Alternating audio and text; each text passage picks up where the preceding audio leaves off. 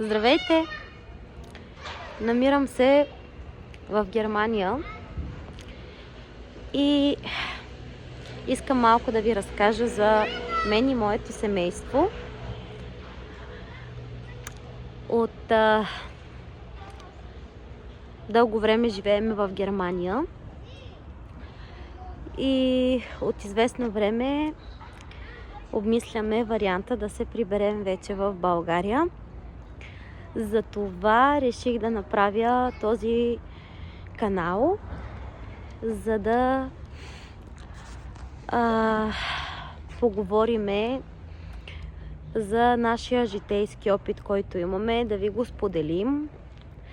Какво сме преживели тук в Германия, какво ни накара да дойдем в Германия, какви очаквания имахме и какво най-вече ни накара да вземем решението след известно време да се завърнем в нашия дом. Няма да говоря за розовите очила и за България. Няма да говоря и колко е ад в Германия. Аз ще говоря само от моя личен опит и за това какво сме преживели с моето семейство тук. Също така ще споделям информация какви документи ви трябва, за да напуснете Германия, как да организирате, за да прекарате багажа си в България, какво ще вземем, какво ще оставим. Също така за нашия ремонт в къщата ни в България.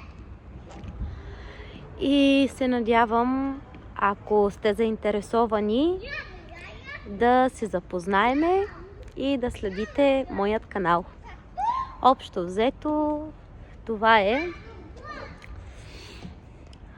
което искам да кажа. Другото, което е да не забравя,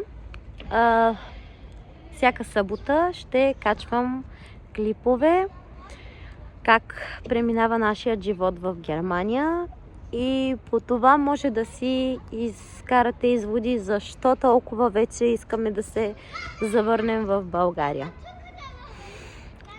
Ще очаквам вашите коментари, запитвания и ще се постаря да отговоря на всички тях.